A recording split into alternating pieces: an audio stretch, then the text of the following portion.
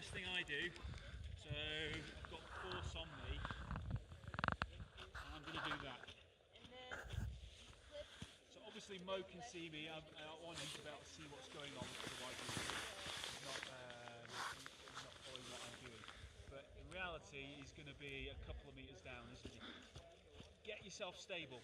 Number one, I don't want to be pulled any closer to that crevasse. What do you do now? What do we think? Communication, maybe? Communication? How good would that be? No! Right, so I've been in a crevasse before, and I've been a few meters down it, and I was screaming at the top of my voice. Snow is a wonderful muffler of noise. You might find that there is no communication. If there is communication, how would it go? Okay, are you okay? Yeah. Can you move? What do I want to know on the surface from you? How far about the wrist? Are you injured? Yeah, are you okay? Yeah. Okay, so it turns out you are okay. What do we want to know next? We want to solve the problem. He's down a hole, I'm on top. Can you get out? Yeah, so how could we go about getting out? Me personally or you? No, me personally. Well, I could construct a crossing system. Yeah, an easier way than that. Pull up, climb. I wouldn't do that. Why? Because it gives you extra force on it. I would secure myself first. So two things you need for that, for climbing. One is communication. He needs to be able to tell me he can climb out. And two is, I would say, only do it on a downhill or on a flat glacier. If he's downhill of me and he slips, you're risking me going back. So the way I do it is like, Mo, you can climb out. Right, okay, just let me keep the rope really tight. Okay, just imagine this is flat glacier, I'm not downhill. Okay, Mo, can you climb out? Right, just climb with me on the rope.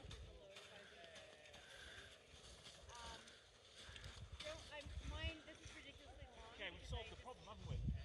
So you can only do that if the crevasse is not overhanging. If you've got a steep crevasse, you know, like that, and you're in space, no way you're climbing out of it like that. But some crevasses are different, you know, they go at weird angles and they're 70 degrees, and you're like, there's a little bit of ice. So the main thing is, you wouldn't never climb out that fast, but the main thing is I can keep you super tight, so I'm taking a lot of strain, you're using your ice axe or whatever, or even plunging it in. So that's solution number one. Communication, let's go back, so let's get back in our position.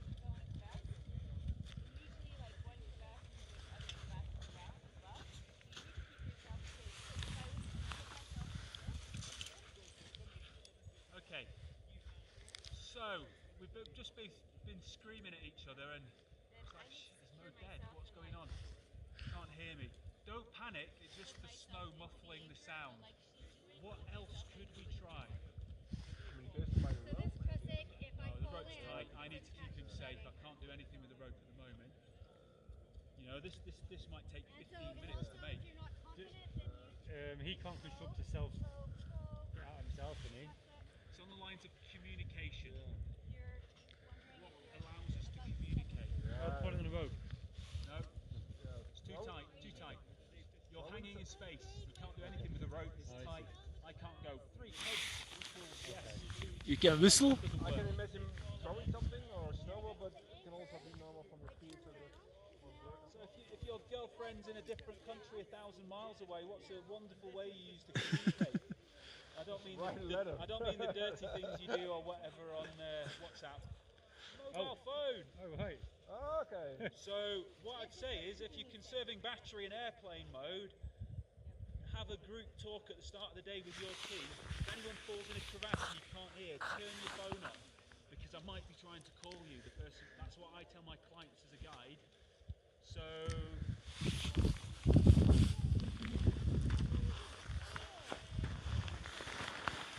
Got your phone there, Mo? Yeah.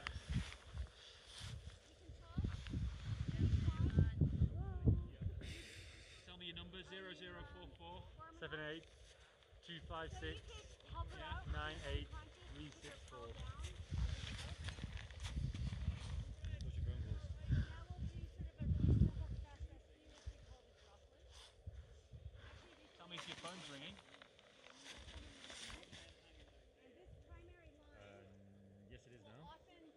answer it? Hi Mo, right, are you okay?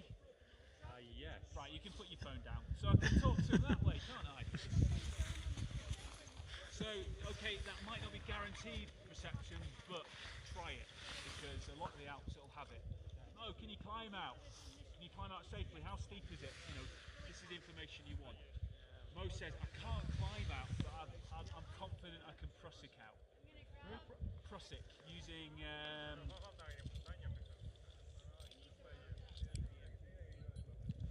these on the rope. We'll try and look at that today.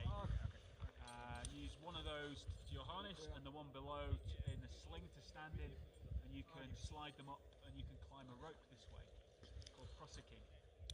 And if Mo can do that in 3 to 4 minutes, you don't have to do all of this stuff, do you? All of this building of anchors.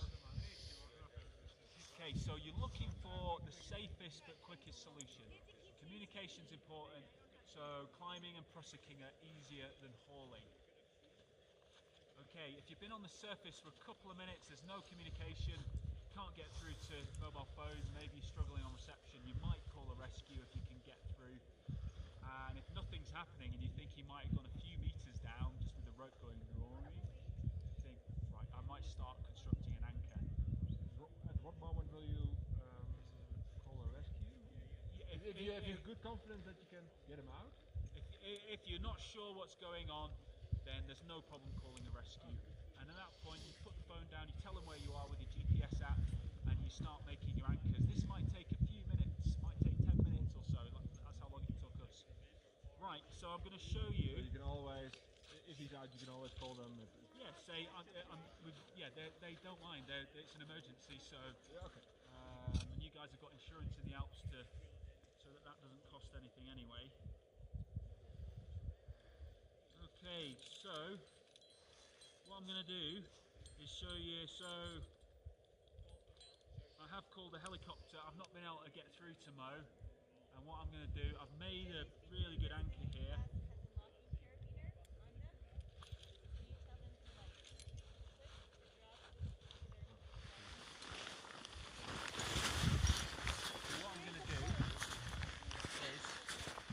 I'm gonna decided to haul him, so I'm just going to show you how to do that now. So on this rope, I'm going to take the Prusik loop. I don't know if you guys have had these before. You should have them if you're going to Gran Paradiso. Yeah, I have them. Good. And I know on this rope it'll take 5 wraps. This is called a French Prusik. So get the knot at one end nearest to you, and then wrap it away from yourself. 2, 3, 4, 5. What I'm going to do is test it, put my fingers through it and check that it doesn't move. If it does move, you need to do another turn. So proof of the pudding is in the testing.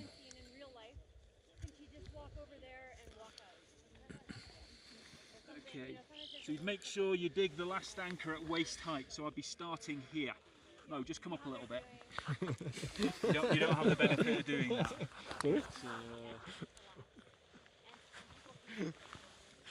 So make sure it's not out of reach. You know, the anchor should be here, and if anything, you're lowering Mo. Yeah, you can if you just, and when I need it, you can just pull on the rope. So all I've done is a Prusik in front of me, a French Prusik, and I've put it onto the carabiner that's equalised on both those anchors, yeah? So what, if you pull on that now, so can you pull on the rope for me? Pull hard on it. Sorry, you're filming, aren't you? Yeah, I think it's waterproof. Yeah, okay. It's shockproof. But see what's happening here, guys. So it's gone, the force has gone off me onto the anchors. Yeah, I see. So what's happening now is Mo is onto the anchors. Let's untie this.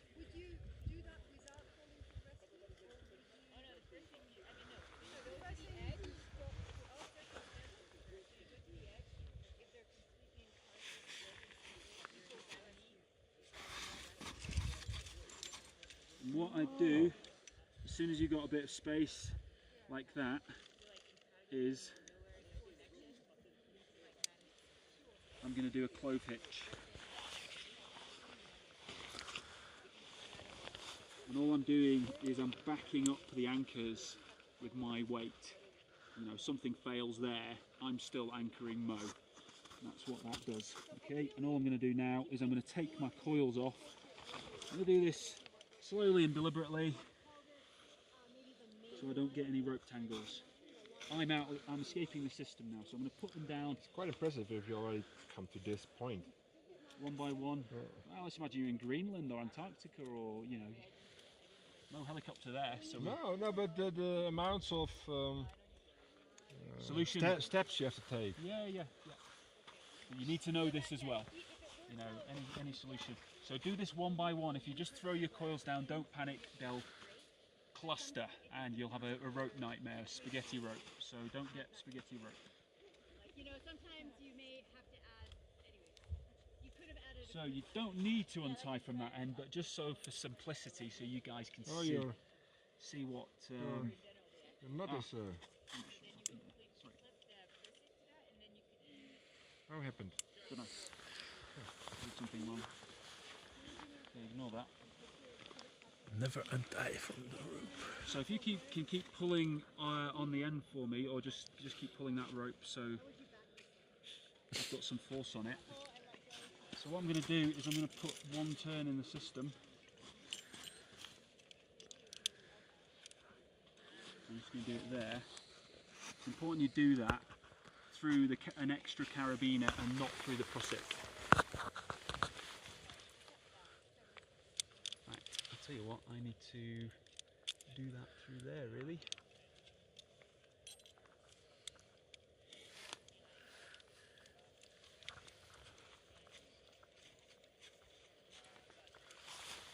That will be hard within the. Yeah, I'll tell you what I do with this system, just because we're using that extra cord, I would basically use a separate carabiner. So that is making it too difficult. So you do it on its own carabiner rather than the one that's equalising the anchors there. Yeah. So I do that. And then I do that. So that's going through there. Okay. This is from the French. Yeah. Okay, so that Mo's weight is entirely on the French. So what I'm going to do, if Mo keeps on putting some weight on the French, on the anchor.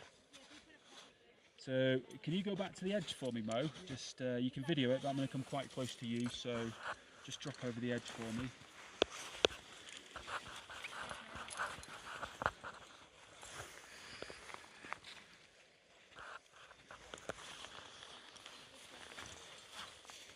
Okay, so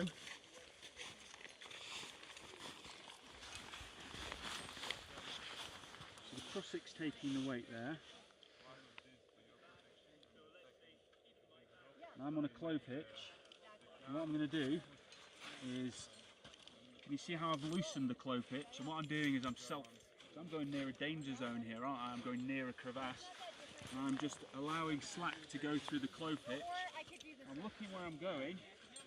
So one thing I want you guys to bring is bring an ice axe. Well, we'll use my ice axe there, haven't we? Let's imagine I don't have an ice axe. Can you bring my trekking pole for me?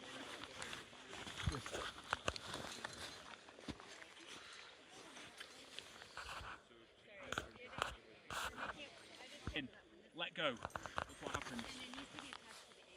The clove hitch catches me on the anchor that's already there. So he's back onto that. Okay, let's imagine the hole is here. There needs to be something more in the system. Yeah, no worries. What's going to happen is that rope is going to cut through 90 degrees down that way, and it's creating a lot of friction through the snow. So what I'm going to do... Okay, put the pole... That crap. Yeah, I think we've got to be careful what we're standing around here, guys. Oh, There, isn't it?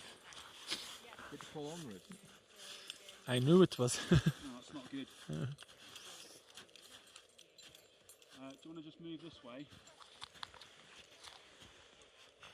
Yeah, these huts don't camp on glaciers, we'll end up doing that. Okay, so let's imagine the hole is here. Okay, so I'm not going to get too close to it because I don't want to fall in as well. Right, now I can finally communicate with Mo. Mo, you okay? Right, Mo's struggling, he's dropped one of his crussicks. He's got a slightly sore shoulder, he's glad to see me because he's been waiting 15 minutes and he's getting cold down there. Right, Mo, I'm going to get you out. So what I'm going to do, first thing is it's good to have an ice axe for this, but you might have used your ice axe in the anchor up there, so you haven't got an ice axe. It's really important you dig this lip through. So this rope could be cutting through 90 degrees and going through a metre or more of snow.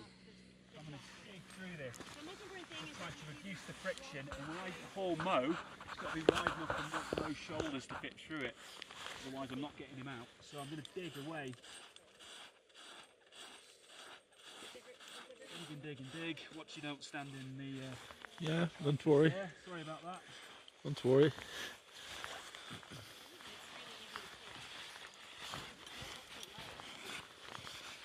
This might take a few minutes.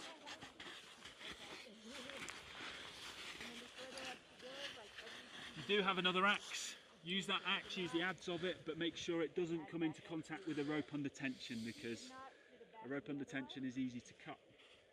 Okay, once it's dug through and it's like it's going, you can see the line of the rope a lot more clearly to Mo, and you know it can fit through. You might have to dig a slot like shoulder width wide. That might take a few minutes. So definitely use another axe if you've got one.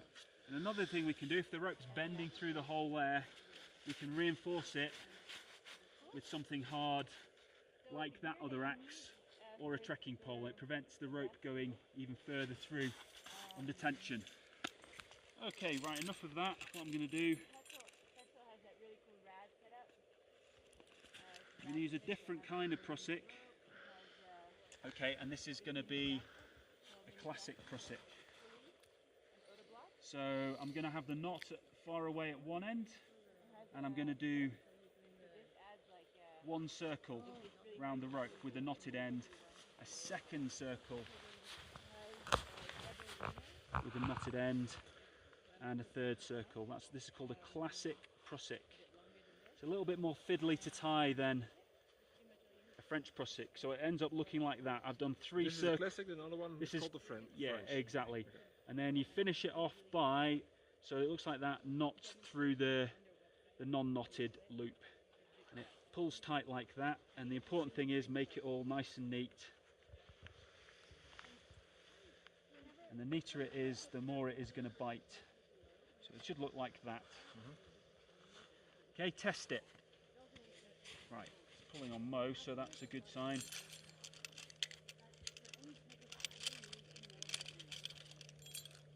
So for this one, use a wide HMS style carabiner, or better still, a pulley.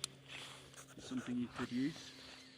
Make sure you don't drop your expensive devices in the snow.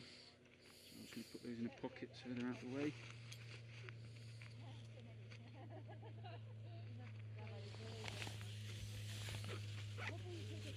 Okay, so put this in the right place. So I don't want to go any closer to the lip than that, so I'm going to get the prusik so I can clip the rope above me where my claw pitch is. So I'm ready to haul now. Can you see what I've done there, guys? Okay, and now, so Mo, you can lean back. I'm going to go over the top of the rope, lean back and put as much force on as you can. Look what happens to Mo.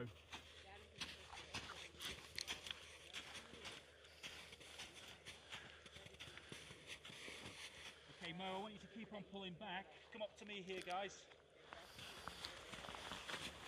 What you can do to make yourself even stronger is to pull on the middle rope, as you're wanting to pull it that way. Okay, I've got to the anchor. Just imagine that Mo is still not out. Keep pulling, Mo. I want to check that prusik is biting. Okay, it's not biting, so I'm going to encourage it to bite. You see how Mo's going back onto that. So if it's not biting remotely, I'm now going to go back down to the edge and slide this for another run. Getting close to the edge there. And adjust my knot. So to maximise it all, I'm going to get as close to this pulling prusik as I can without pulling over. This takes a lot of effort. If he's hanging in space, I'm going to really lean over. Just try and pull back on me as hard as you can. I'm going to be trying to use my legs, and I'll pull on this rope like that. Yeah. Okay, and hopefully on the second haul, first and second haul, I've got him out. Yeah. That's a crevasse rescue. Quite effective. Right, you're going to demonstrate me a perfect version of that now, guys. Really? So let's do it while we've still got time, as we're